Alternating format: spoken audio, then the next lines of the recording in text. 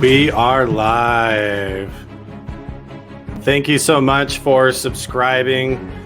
Coming up soon, I'm going to be going up to Vernal, Utah, and everybody from Skinwalker Ranch is going to be there, the whole cast and crew, the scientists, and everybody from the show, Dragon, all those guys, Caleb, all of them. Travis, I think, is going to be there.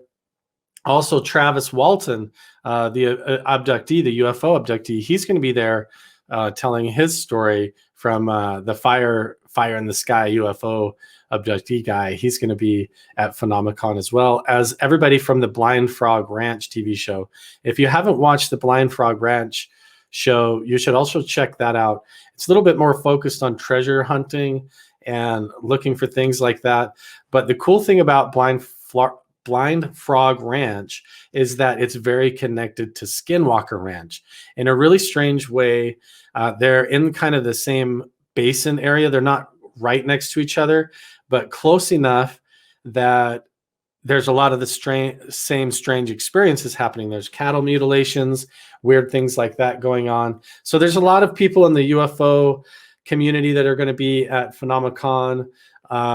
People from Skinwalker Ranch, people from just all sorts of important areas in the disclosure movement and Blind Frog Ranch and other aspects of the paranormal stuff that's going on. They're all going to be at that convention, and I'm going to be there too. So that's going to be really cool.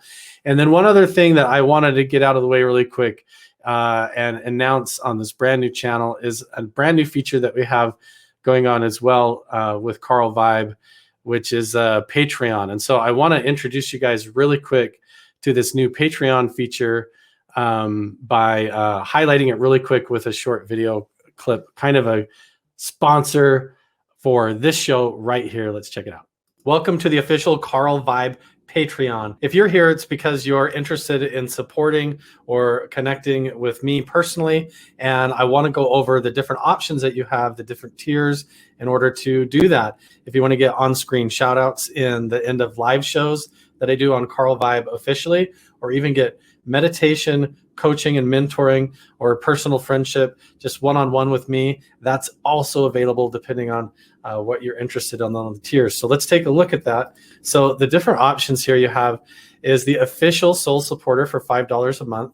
Is just to show your support and earn good karma by uplifting the show and helping me focus on creating good content, and so that we can continue to move forward and grow the Carl Vibe community and help with disclosure and spiritual growth for the collective consciousness of mankind. If you become an official supporter for $20 a month through Patreon, then at the end of every Carl Vibe live show, I will shout you out either with a verbal shout out or an on-screen shout out with credits for being an official Instant Karma supporter of the Carl Vibe show and podcast. For $100 a month, you get the Making Contact Inner Circle feature, which means once a month, you will get to participate in a private group chat with just me and the other people who are part of that inner circle to discuss anything that you guys want to live on the phone call or video, whatever works out great. And you guys, for $100 a month, get private access to be able to hang out with me in a live group conversation so we can talk about whatever you want. And then for $500 a month is the private meditation coaching with me, where you get to have private one-on-one friendship conversations and discussions with me on a video chat, having a private meditation coaching and advice and my opinions. Or if you're an experiencer and have had paranormal experiences or UFO encounters or an abduction experience, anything like that that you're struggling with or that you would like to bounce some ideas off of, anything that you've got going on in your life, or if you want some mindfulness coaching, meditation counseling, I'm here to do that with you one-on-one for this private meditation coaching option that's available to you. So thank you so much for being here on Patreon, and I hope to see you around soon, picking out one of these tiers, and we'll see you guys soon. All right, so there's kind of the rundown of the new Patreon feature and the different options there. And if there's something interested, or if the prices aren't quite in your range, or if you want some kind of a $1 feature or something like that, that would be really cool. We can do that. So let's go ahead, now that we've got kind of the shopkeeping out of the way, and just jump into the main meat of the show. So if you didn't see the last episode where I talked about my personal paranormal encounters, I discussed some of the recurring dreams that I had when I was a child, and some of the things that I experienced in my life as far as like repeated dreams that occurred over and over and over again, where I was sort of stepping through into a strange alternate type dreamscape or dream dimension that was really odd to me. And then other experiences where I was encountering a strange like hag creature or entity that would appear in my bedroom that looked like like a homeless lady, like in rags, or like a witch sort of lady that would hover outside my window or appear as a reflection in the window.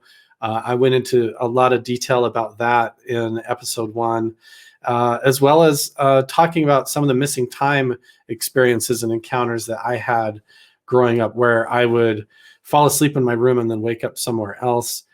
Some of the strange experiences that I had with that, as well as a shared dream experience with one of my friends that I had at the time, where I slept over at his house, and we had a really phenomenal encounter where some sort of a dimensional thing opened up in his home. And, you know, if you want to hear that one, make sure and go check out part 1 of this whole series, where I'm going to be talking about all of the strange, phenomenal, paranormal, mystical and spiritual experiences of my life, to try and make other people feel like they have a safe space to not feel crazy talking about these sorts of things in their life, and also give you guys an opportunity through the Patreon, like we talked about earlier, to reach out and have somebody and a community that you can build upon to discuss these things with, because there's actually a lot of people out there that are going through similar things.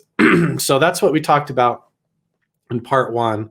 I've also done a lot of really cool interviews with a lot of really great guests and stuff. But this is sort of like my chance now to sort of jump into it without any sort of time limit or restrictions, and sort of use this as an opportunity, like a journal, to tell everyone my personal stories and experiences. So if you're into that sort of thing, or if you're a long haul driver, or if you like podcast shows or late night shows, you're going to love this, because we're going to talk about a really strange psychic experience that I had when I was a lot younger, that really I have never been able to explain. And when I was younger, tied into a lot of what I considered a foundational spiritual experience in my life that has shaped me into who I am today. So in order to get to that amazing psychic experience, I have to give everybody a little bit of background about that. One of the first experiences that I had, where I sort of encountered reality under different circumstances than just being physical and solid and straightforward like you would expect, was when I had a fever when I was actually a junior in high school. So not a junior, I was a freshman in high school. So what happened was, I was trying to play football. It was the beginning of the season. I wasn't doing that great, and I was kind of out of shape. And we were doing 2-a-days. So you were working out in the morning and then working out after school again. And I was not taking care of myself really well, so I was really dehydrated. And I got tackled to the ground and kind of hurt a few times, and hurt in my lower back. I got hit in the lower back. And what resulted in that was I got a really bad kidney infection. And I had to go to the doctor, get medication and a bunch of stuff.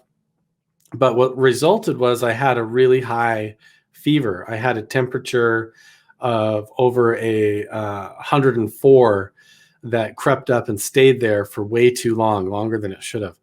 And there was this time where I was laying on the couch down in the living room, and I was looking up at the ceiling, and I was awake and I was lucid.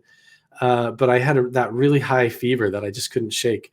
And with that high fever, I started to see reality differently. I guess you could say that I started hallucinating in a feverish state from this kidney infection that I had.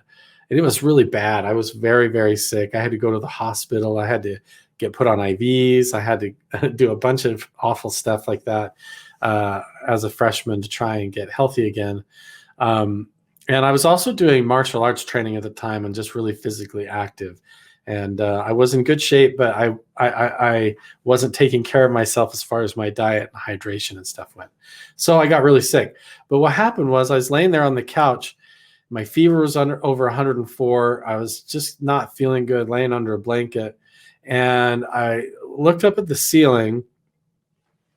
And what I saw was, the only way I could describe it was like, you know, when you blow bubbles in milk, when you took a straw and you blow bubbles in like just cold milk, and how it froths up like a bunch of bubbles. The entire ceiling in the living room started to do that. It was like boiling. The entire ceiling of the living room was boiling, just like somebody was boiling milk in a kettle or something. And I was just staring at this. I was so hypnotized. And what stuck with me is I knew that I had a fever, but I could not tell the difference between whether or not seeing that appearance of that was happening within me as a hallucination, or was it happening actually on the ceiling and I was just perceiving reality differently. And that was very strange. And I kind of had this sort of what they call Alice in Wonderland syndrome. Alice in Wonderland syndrome is actually a real syndrome, or it's a real thing where your perceptions of reality can suddenly skew, and the dimensions of shapes and sizes of things around you can suddenly distort and warp and twist out of place. And so like if you're looking down a tunnel or a hallway and something like a geometric shape, then suddenly your mind kind of loses its grip on that because it's too symmetrical or too organic or too massive. And what happens is it sort of unravels. And so the tunnel will feel like it's suddenly going, whoa, and curving upward or expanding, like you're going to fall down inside of it.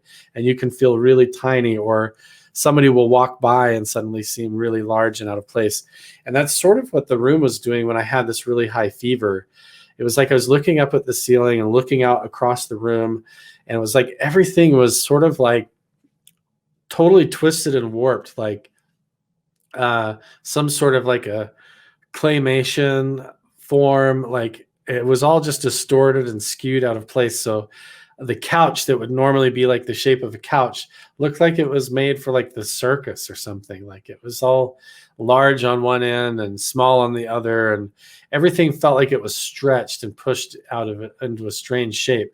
And then the only way I could try to deal with this to get my temperature and these fevers appearances to go away in the living room was to try and just fall back asleep. And then it got even weirder, because what happened was, like when I was younger and I'd have these weird out of body experiences, I had this really crazy dream, one of the craziest, scariest dreams I've ever had. And that was after I saw the ceiling bubbling like milk and everything skewed, I started to fall asleep, but I didn't fall completely asleep. I was like halfway in between. So I slipped between being awake and being asleep, so I could see like I was still in the living room. I could see the couch, I could see the chair, the coffee table next to me, the lamp, the ceiling, the walls, the front door, everything. It was like I was there, but it was like it was overlapped with a dream. A lot of people would relate this a lot to like a sleep paralysis experience, except for I was lifting my head and looking around, and it was terrifying. And what happened was, around the corner from where the kitchen was came this giant clown.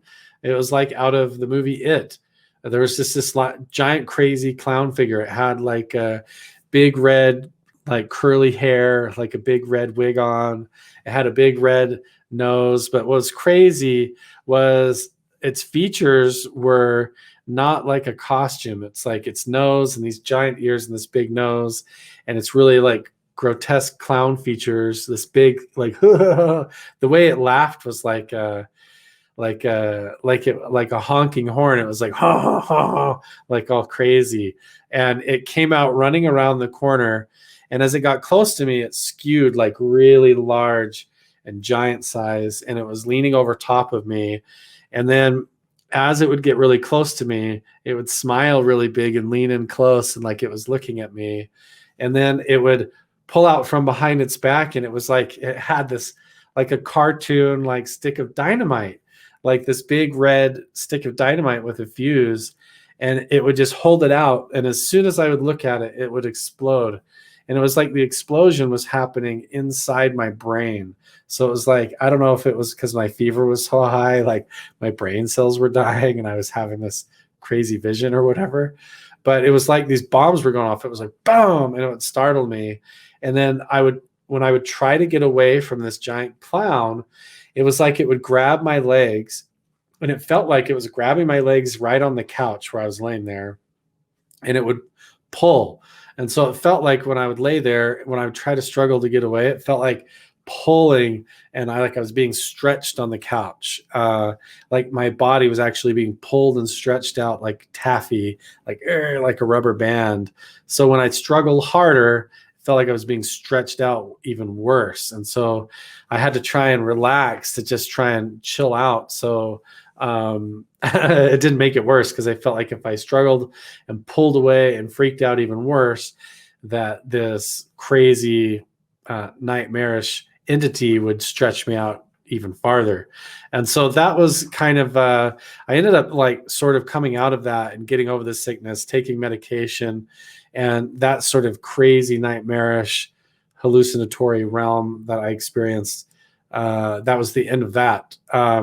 And then to give you a little background about the rest of this phenomenal experience that I had, is a total a psychic encounter that is very factual based, that was provable and testable because there was somebody there that shared the experience.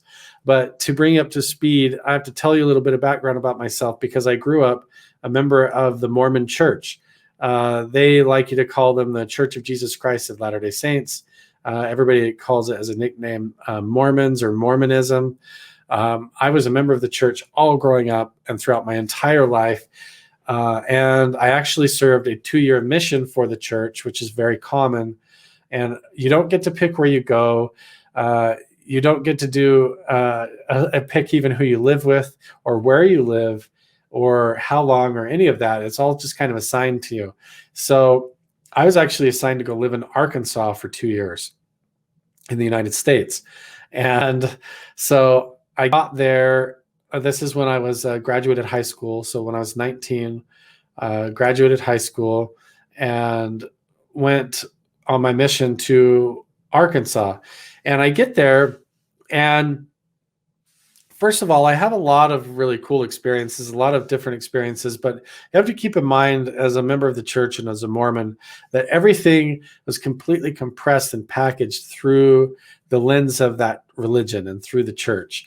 So every type of spiritual experience that I had, or intuitive experience that I had, any psychic phenomenon that occurred, I related that back through the church. So I would say, well, that was the Holy Ghost, or that was Jesus, or that was one of my ancestors that was there telling me to do that, or inspiring me, or an angel or something like that. Or maybe it was a trickster entity like Satan or his minions trying to trick me and deceive me, some kind of temptation or something like that. So my whole experience was clouded through that sort of funnel, that preset conditioned experience to, or idea to see everything through the lens of Mormonism. So I failed to really understand a lot of the phenomenal experiences and things that happened to me because of that. They were all bundled up under one umbrella, which was interpreted through the church. So let me explain the experience as it occurred, and then we can kind of unravel it from there. And I want to talk about it because what occurred, I cannot to this day explain. And how it happened, I can't explain it.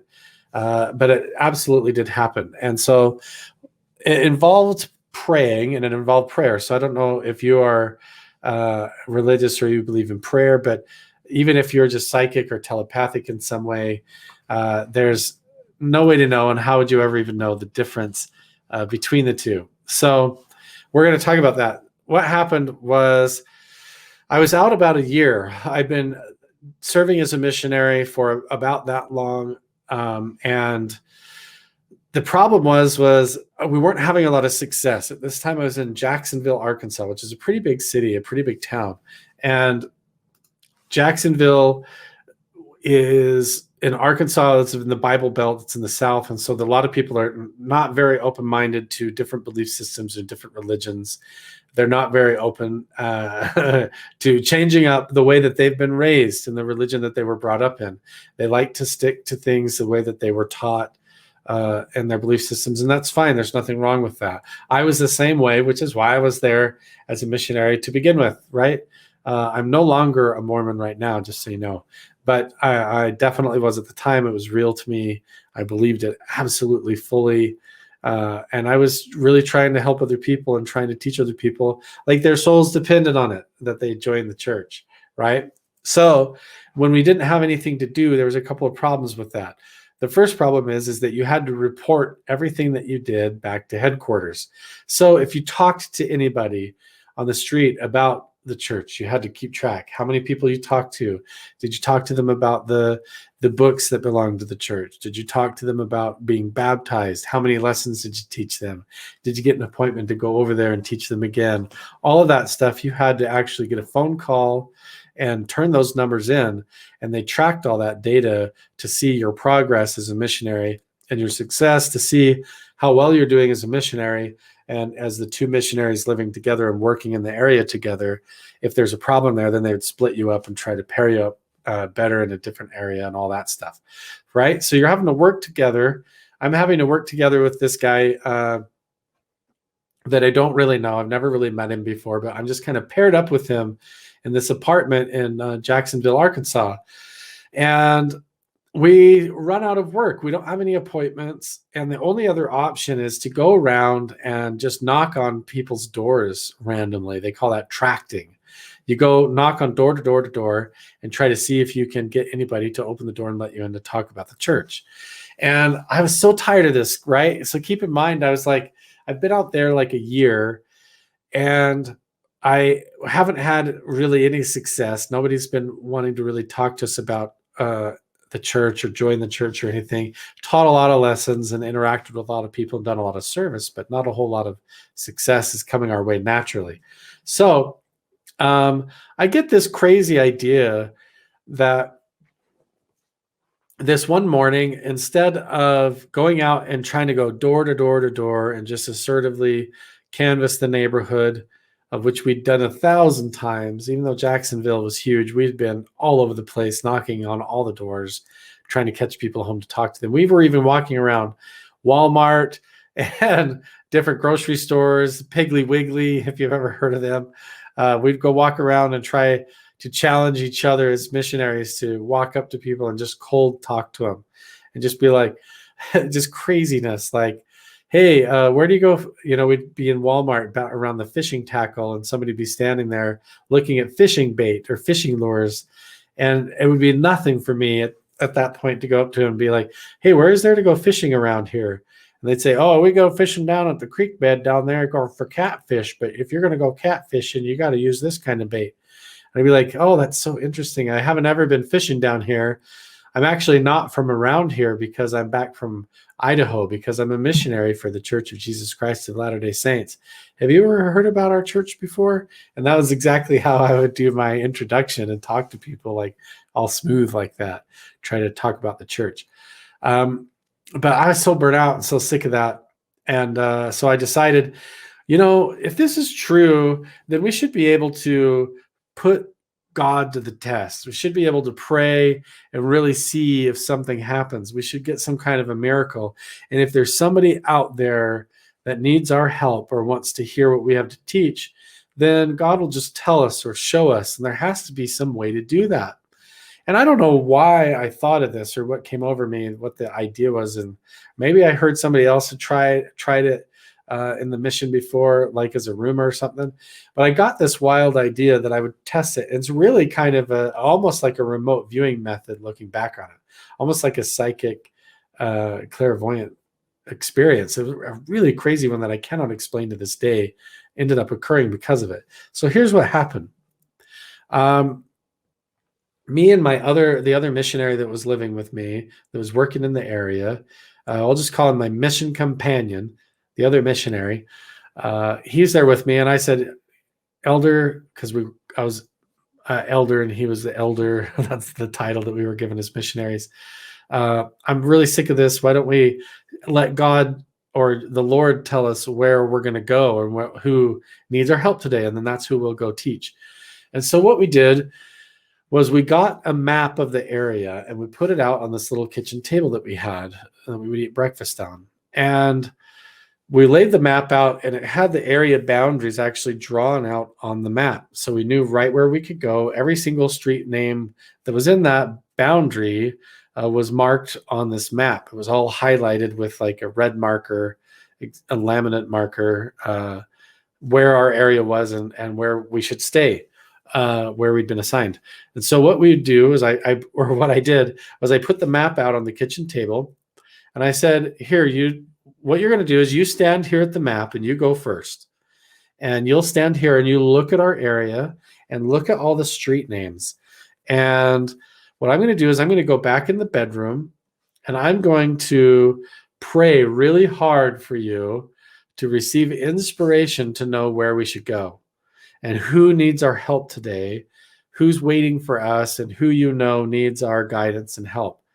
And so what you're going to do is stand there at the map and look at all the street names, and you open your heart and you be willing to go and say, we're going to go anywhere that we need to go to help anybody that needs our help. Just be a pure servant, to go out and find and teach or help out anybody in the community in our area that needs us today. And you open your heart to that. And when you feel inspiration, you look at that map while I'm praying for you in the other room. And then you take a little piece of paper, and any street name that comes to your mind that stands out, like that burns in your heart or feels pronounced to you intuitively, I want you to write it down on that piece of paper. Okay. And then when you're done, just keep looking at the map and write down as many street names as you feel inspired to write down in that moment. While we're pouring our spirit out, that's what we're going to do. And then the plan is that when he's done, he's going to fold up that piece of paper and put it in his pocket and hide it from me, so I have no idea what he wrote down. And then he comes and knocks on the door, and I wrap up my prayer, and then we trade places, right? And then it's my turn, okay? And then we would go out there, and then he would go in there and pray for me. And so that's what we did. So I go in the bedroom, and I kneel down, and I'm praying, and I'm praying. And in my prayer, I'm like, please, we have nobody to teach. We have nowhere to go. We don't know who to go out and talk to. We don't know who is waiting for us or needs our help, but there's got to be somebody out there in this entire community. The whole reason that we're here is to be your servant. So please just give us the inspiration to tell us where to go. Give him the inspiration to know the exact street names, and we will go there today, and we will listen to our hearts, and we will try to find those people and help them in the proper way. So I was just like praying like that. And then all of a sudden, here he is knocking on the door. And I'm like, well, that was quick, right? I did not expect him to come back that fast. So I was like, all right. So I wrapped up my prayer, and I opened the door, and he's standing there, and he's like, okay. And I'm like, don't show me. And he's like, no, it's in my pocket. So I had no idea what he wrote down on his piece of paper, right? So then we trade places. So I'm like, okay, so it's your turn. I'm like, you pray for me now, and I'm going to open up my heart, and I'm going to write down every single street name that comes to mind. So I go out into the kitchen. Some people are asking me, hey, Micah, what time I'm ending the live stream today. I'm not sure. I'm just telling you my paranormal encounters. It's about half an hour. Oh yeah, let's reset the room, guys. If you've watched the Unidentified Celebrity Review, that's another announcement. I'm going to be on the big phone home as well for the Unidentified Celebrity Review with a ton of big names coming up. You guys go check out that channel, the Unidentified Celebrity Review, with a lot of really cool people. The very first day of the show, I'm going to be on there in the evening. Earlier that day, Luis Elizondo, Luis Jimenez, Michael Mataluni, a whole bunch of really awesome people from UFO Twitter and the UFO verse are going to be on there for the Disclosure Project, trying to pressure Congress and the U.S. Senate and everybody to release more information about the UFO situation and what the UAPs are doing. And if we know anything about extraterrestrials, this is the second big phone home experience to try and pledge to get people to do that. So please, if you're going to be a part of that, I'd love you to go and join up for that. So yeah, went ahead and reset the room. If you guys are here in the chat, there's only a few of you here, but I appreciate you so much. This is the first real official live stream on the new Carl Vibe channel. And I want to remind you, if you haven't subscribed already, please go look at the subscribe button and turn on notifications, because even if you feel like you already have, double check that, because I had to clone the channel and reset it to try and get monetized again. And look at the links down in the description below to check out Patreon and all of my other links on Linktree to find me on Instagram, TikTok, YouTube, and everywhere else, and to find out more about Carl Vibe and upcoming guests. Okay, so and also to follow me on Twitter and all that. Appreciate you guys for joining me and hanging out. Back to the story. So it's my turn now to go out into the kitchen. And so the other missionary, he goes in, shuts the door. I go out, and there's a piece of paper. There's the pen. And I'm standing there, and I just kind of take a moment. I close my eyes. And I try to get in this zone. I try to receive an answer. I'm trying to be really open because I really want this to work. It's my idea.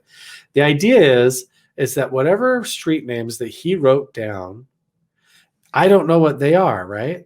So I'm going to look at the map, and whatever inspiration that I get or psychic phenomenon experience that I perceive for what street name I feel inspired, I'm going to write those down as well.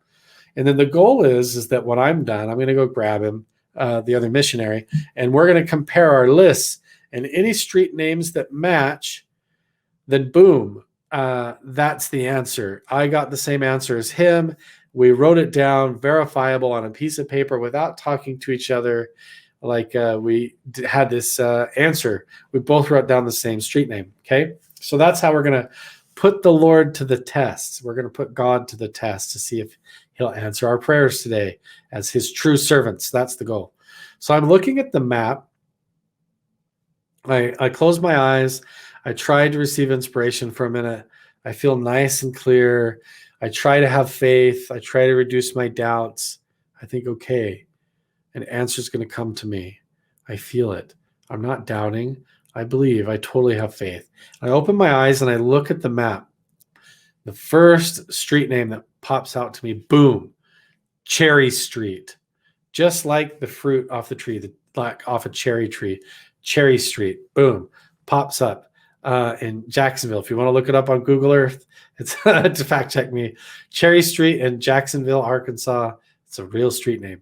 So boom, Jacksonville, Arkansas, Cherry Street. There it is. So I write down, okay, Cherry Street on my piece of paper. And I sit there waiting and waiting and waiting and looking at the map. It's like this intense feeling that I've got that's come over me, this overwhelming sensation of inspiration and intuition, the psychic feeling just suddenly just vanishes. It just like dissipates and I feel hollow. And now I'm just Carl looking at the map again. Like I can't see anything going on. I don't perceive anything. There's no answers coming through. So I'm like, it didn't work. You know, my first instinct is this didn't work. So I only wrote down one street name. It's not going to match up because he's not, the odds of him having written down Cherry Street, same as me, are like, I don't know what the odds are that. If you do statistics or an odds man, you could figure that out for me. But I don't know. Look up every single street name in Jacksonville, Arkansas, and then tell me how one street name could possibly line up and what the odds of that are. But as you can guess, no other street names came to mind. And so I felt really nervous. I wrote down a couple of other street names just because I was like, it didn't work. It's not going to work. I better write a couple more down. So I wrote down like 3 more street names just as a guess to try and come up with something and hopefully get a match. And then I was like, well, I guess I'm done. So just like him, it didn't last very long at all. I went back to the bedroom, knocked on the door, interrupted him praying. He wrapped it up. And then he came out, and it was really funny because we were standing there at the kitchen table right at the map. And I was like, okay, we have to pull the street names out. We have to pull our pieces of paper out and throw them down on the table like a deck of cards at the same time, like we're playing Uno. Boom. And see what we got. We'll see what matches. And we were both like nervous, like, I don't know, but we're trying to have faith. We like prayed again together. And then what we did, reached in our pocket and we pulled out our list. And sure enough, he had only written down one street name. He wrote down Cherry Street. And at the top of my list was Cherry Street. And then he didn't have any other names. And I had 3 that I had just made up and added to that. And so there was nothing there. There was no other street names or anything, but Cherry Street on the top of both of our lists was the only thing we felt inspired to write down. Okay. And we were blown away by that. Like, holy smokes. Like, how is this possible that Cherry Street matched for both of us in this experience? So then it gets even stranger. Okay. I don't even know how to explain this because what happened next really blows my mind. Because I went in and took a shower, went to the bathroom, got dressed because this was all still in the morning. We're like still in our pajamas basically and making breakfast and everything. And this is all important because the timing of these events, I cannot explain to you. The odds of it, the timing of it, I don't know how to describe to you. But we made breakfast, got dressed. We weren't in any kind of a hurry or anything. It's not like we had some kind of a timeline in mind to the answer to this prayer. We just looked at the map, got our answer, thought, cool, we're going to go to Cherry Street today. So we got ready like normal. We didn't even think through it.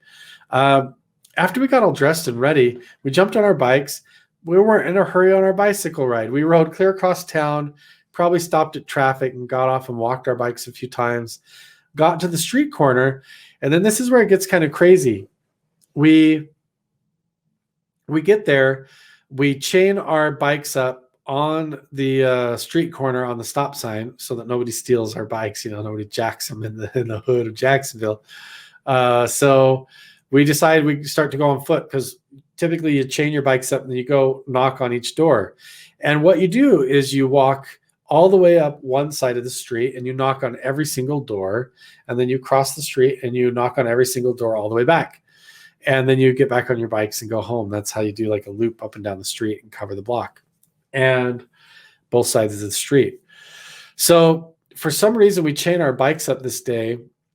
No particular hurry. We weren't there on any kind of a schedule or anything. And we're just like strolling along.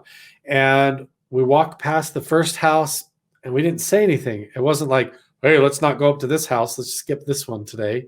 We didn't even have we were just like having a normal conversation, talking about whatever, like nothing important. And I don't even know if it really dawned on us at the time, like how crazy this even was. But we're walking along the street and we walk past the second house. We walk past the third house. And then pretty soon we get down there. You can look it up on Google Earth. I can't remember which one it was or which street corner we even started on. But basically we get there and all of a sudden, I see this truck in the driveway with Idaho license plates, which is where I'm from. I grew up and was born in the state of Idaho. And there it is, this red, white, and blue Idaho plates. And I think it was like, I can't even remember the county, but it was like Bonneville County or something like that, or Oneida County. But I can't remember what it was. It might have been Bonneville County, which was around Pocatello area, which was not even far from where I grew up as a kid. So all of a sudden, I'm like, hey, there's a truck in the driveway, like from basically where I grew up. Like, what are the odds of that? So we had this whole experience, the psychic connection or answer to prayers over the map in the kitchen. But then we get there and there's a truck in the driveway with Idaho license plates. And then, so I'm like, all right, this has got to be the house. This is the one. And the other missionary's like, what makes you say that? And I was like, it's got Idaho plates, man. Let's go check it out. Maybe it's somebody that I know some crazy way, you know? So we go up to the door, we knock on the door, and this lady opens the door, and clearly on her face, she's been crying. She's just like dressed in like pajamas or just wearing like shorts and a t-shirt. And her eyes are all red and puffy and bloodshot. She's just been crying, like really upset. And she opens the door and she looks at us, all bewildered, and she like gasps. She's shocked to see us there. And she immediately bursts into tears again. Oh, and she's crying and crying. Oh my gosh. And she looks and says, how did you know? Oh, how did you know? And she's just crying and crying. And I said, hi, ma'am. We're missionaries from the church. And we were out walking today. We were praying. And we really felt like God told us to come here today. And I saw the license plate was from Idaho, and I knew that this was the house we were supposed to come to. And she goes, oh, she starts crying. And she's like, come in, come in. And she waves us to come into the house. So we go in there and sit down, and it takes her forever. I swear it's like a half hour for her to finally like catch her breath, to quit sobbing emotionally. She couldn't even talk. And in between, when she starts to try to settle down and catch her breath and quit crying, I actually try to talk to her, and I say, so maybe you can explain to us why we're here, and then I told her the whole thing that we did earlier, how we were over the map and how he prayed for, or how I prayed for him, and then he prayed for me. And the two that matched up was Cherry Street. And the first house that we came up to here was yours, So can you please tell us why we're here?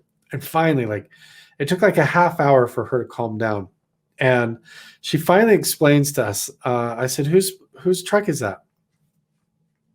And this is why she was crying so hard and why this was so crazy. She proceeds to say that, listen, she said, I was not a member of your church, but my husband was. He was a Mormon, and he grew up in Idaho, and we met like in college or something like that and got married. And she never joined the Mormon church or anything like that, but her husband was a member and just never really went to church or anything. But he always believed that it was real and stuff like that. That was the premise. And this lady said that just like 2 weeks beforehand, before we showed up there on her doorstep, her husband had actually drowned in a tragic boating accident, and he died. And this poor woman, in the midst of this, with her husband from Idaho, not far from my hometown, had just drowned in a boating accident, was sitting there in her house that day, packing up all of her boxes and her things in her home, getting ready to move back to North Carolina where her family was, which that's important to the story as well. It's another coincidence. But she had been packing boxes and packing bags, which her whole house was cluttered with boxes, and like she was getting ready to leave, either moving in or moving out. And it was because her husband had died and drowned in this boating accident. And she explained to us that day, while she was packing to get ready to move back to be with her family again in North Carolina, now that she was alone and struggling, that she had decided she was so sad and so alone that she missed her husband so desperately and so sadly that for the first time in her life, or in forever since she was a child, she decided to pray. And she dropped down to her knees and she said, please, please, God, if there's anybody out there, or anyone that can hear me, if there's anybody listening right now, will you please just tell me where my husband is and tell me that he's okay, and send someone, or tell me where my husband is. And literally right as she's praying on her knees, saying those words, that's exactly when me and the other missionary knocked on her door. That was the moment when we knocked on her door. I don't know how to explain that to you. I don't know how to describe that. But it happened. From looking at the map in separate rooms at separate times, and both having the psychic connection in order to both see Cherry Street come to mind in the picture of our mind. That's the street, Cherry Street, to write that down. And then for me to write that down too, and for that to match on both of our pieces of paper, even though we were in separate rooms and we didn't compare any notes. And we were both trying to telepathically connect to the source or to God to get the answer, right? And the answer that we got was to go to Cherry Street. And then we didn't even get in a hurry to go to Cherry Street. We didn't care what time we got to Cherry Street. We took our sweet time. We made breakfast. We got showered. We got dressed. We got ready.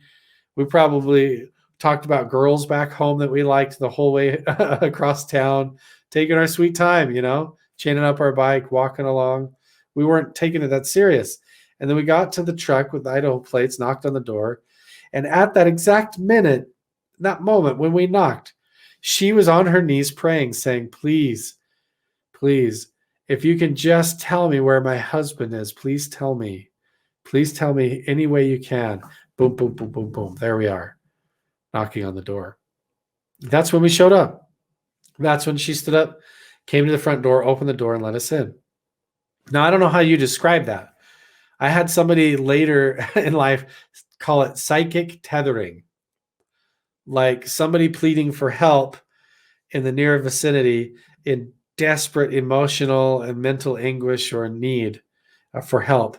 Somehow telepathically or psychically, energetically is able to create a tether, like an energetic web, like a magnetic connection that sucks in across the near community to anybody that might be available or open with a soul or a heart or a mind trying to reach out to help anybody in need. Almost like a superpower or a superhero. Anybody in need, anybody out there right now in desperate need that's reaching out or lonely or that needs help. Are you there? And then all of a sudden you get an answer, follow that intuition. You're actually looking at a map, putting it to the test. You compare notes, boom, it matches. You go there, and sure enough, there's a lady in need, someone in desperate need that needs help. And you are very well equipped, almost from the same hometown as her deceased husband, to deliver the message from the same belief system and religious framework that her husband was used to, which was exactly the answer that this poor woman needed at the time. Words of comfort. Where is my husband according to what he believes? If my husband believed that he was going to be in a certain spiritual place when he died, please tell me where that is. And we sat there right on the couch. And for like 4 days straight, we went back to this woman's house. Not only did we help her clean and pack her boxes up, but we also taught her all the lessons, and we focused completely on the teachings of the afterlife and the spirit world, and that life goes on even after the physical body dies. And even though I don't fundamentally have the same belief systems as the LDS Church or the Mormon Church in regards to the physical body and resurrection and the nature of the afterlife and all of those different teachings and doctrines, I will say that it was exactly at that moment the message and the conversation and at least the companionship and relationship that she needed, the support system that she needed in her life. We were there right at the exact moment to catch her when she was calling out for help through a prayer, through a spiritual prayer. And here's where it gets even weirder, even one step further. Before we wrap this up, the last 10 minutes of the show, you've been asking when I'm going to leave it in the live stream here in exactly 9 minutes. We're going to wrap it up, you guys. So what gets even stranger was she was moving back to her hometown to be with her family in North Carolina. And it just so happens that she was going to the same mission field, same area where my older brother was currently serving his mission at the same exact time. We served 2 missions. He went out a year before me, and then at his year mark, I left. And for 1 year in the middle, when he was going home and I was out there for the beginning, we were out at the exact same time for a year together. So when I was out at the beginning of my mission, he was out there at the very end. And coincidentally, phenomenally, through some amazing synchronicity, he was an area presidency of the area, and the mission president, not a mission president, he was a missionary, but had a lot of responsibilities in the mission. And I actually got permission to call him on the phone, talk to him, and give him information about this lady, so that when she moved back to North Carolina, my brother was able to arrange to have missionaries over there to help her move into her house. That's how much things synchronized in the universe to help this lady while she was sitting there struggling after her husband passed away. I mean, wow. How do you explain that? So let's talk about that for just a minute. Fast forward to now, I consider myself more of like a mystic adventurer, like a experimenter and explorer of human consciousness and the nature of reality, these different aspects of reality and the phenomenon, whether it be through UFO encounters with extraterrestrials, through paranormal entities, ghosts, strange phenomenon, paranormal things, haunted space, anything like that, or whether it be dreams, sleep paralysis encounters, or things like this, psychic tethering, psychic connections. One of the things that I think is connected has to do with recent podcasts and shows that I've done with Dr. Paul Smith and Daz Smith, who are two separate interviews and shows that I've done that I've recently re-uploaded on this channel. You can go check them out if you haven't already, where we talked about remote viewing and the true nature of non-local consciousness, which means that your human consciousness is not just confined to the skull or to the human anatomy of the body, but it's actually like a magnetic field or an electromagnetic field that emanates from the flowing magnetic interchange and pulsing interchange of moving water and DNA and all of that going on in the brain and in the body. So the consciousness that constitutes the human soul actually is a field of energy that exists outside of just the body. And the body is sort of like an antenna that sits within that, or as a part of that, or as an illusion within that field to make you feel better. Some people even believe in non-duality or Advaita, that the entire field is exactly like a dream, non-dual, meaning not separate, meaning your body and everything in the room and the empty space in between, all the way out through the entire universe, is all just one phenomenal unity, oneness, all one energetic field. Just like if you were in a dream and you looked at different people and things in the dream, you have to ask yourself, what is it all made of? What are the people and characters and the objects in this dream actually made of, if they're not just my own subconscious existing outside myself as an interactive space for me to move around and interact with things in? Almost like a holographic universe, like a virtual reality that you can navigate through, that's really just energy coalescing in an electromagnetic field or universe, which is actually a two-dimensional field plane stretched out holographically and perceived, where totally possible as a holographic universe, but that's for a totally other conversation. So I think that consciousness is non-local to the body, which means that your thoughts, feelings, emotions, subconscious daydreams, visions, visualizations, mind wanderings, even when you dream at night, all exist in this field of awareness that we call reality. We perceive some of it as the subconscious, as being internal and inside of ourselves, as some sort of an invisible reality. Our thoughts and emotions, it's just some sort of fake thing that we don't really consider as real. But really what it is the non-physical universe. It is the non-physical subconscious realms, the dreamscapes, the astral planes, the other dimensions of the known universe that are non-physical to our reality. It's not something you can study with physics.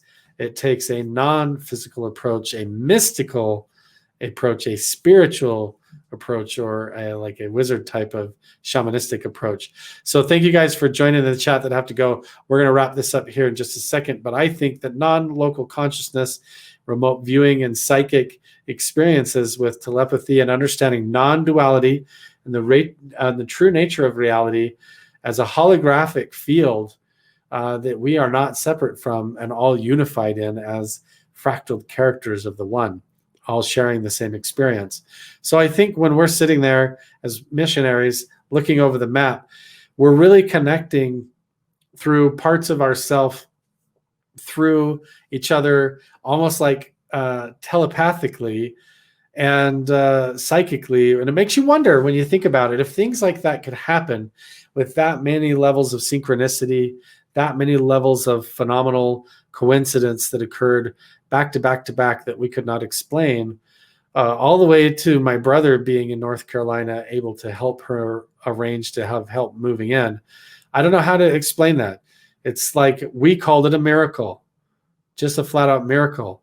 But what it really actually is a telepathic psychic phenomenon that's provable, that people like Daz Smith and Paul Smith are doing with cognitive remote viewing, where they sit down and they fact check with several people in a row, just like looking at a map sometimes, locating missing people, locating missing objects, locating kidnapped people or people in distress, just like the woman who had lost her husband and was seeking help and crying out for help.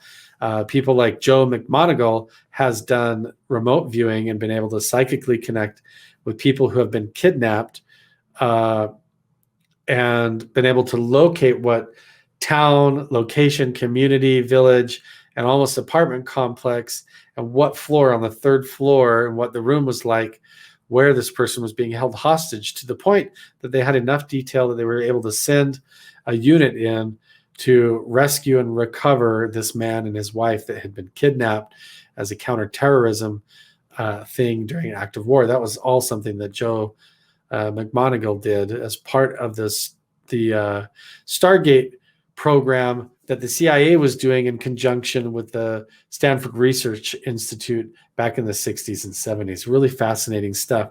But if they're able to do that stuff in the CIA, and I was able to do that as a Mormon missionary, there is a thread that ties these things together.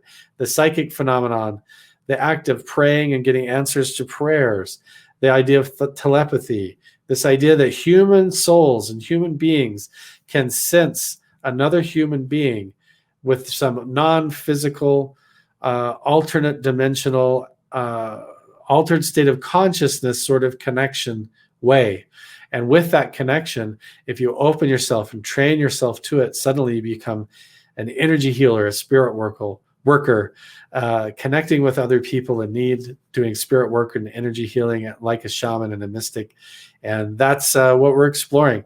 So this was part 2 of my crazy, interesting paranormal and psychic encounters and psychic experiences, paranormal encounters throughout my life, whether they be with ghosts, whether they be with Bigfoot. Now, in the next episode, what we're going to do is talk about I will go into the actual Bigfoot encounter that I had up in the Sierra Nevada mountains.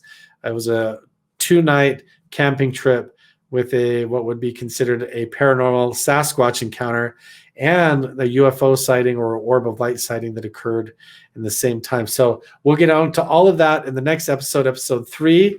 But in between that, I'm going to be going to Phenomicon, you guys. Don't forget to check that out. If you're up in the Vernal, Utah or Salt Lake area, Orem, Utah, Northern Utah, Southern Idaho, please check out tickets. They're on sale to come to Phenomicon and hang out with a bunch of really cool people, even get tours of Skinwalker Ranch, Blind Frog Ranch, and check out the Unidentified Celebrity View coming up in the next couple of days for the big phone home and all of that going on. And future guests here, we're going to have more remote viewers, physicists, people who are philosophers and theorists, and other people who are abductees.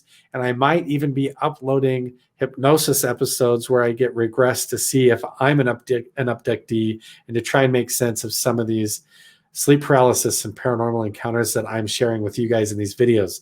It's going to be really cool, so make sure and stay tuned. Got a lot of awesome stuff coming up. And thank you guys so much for hanging out in the live show today and keeping me company here. And we'll see you guys in the next stream.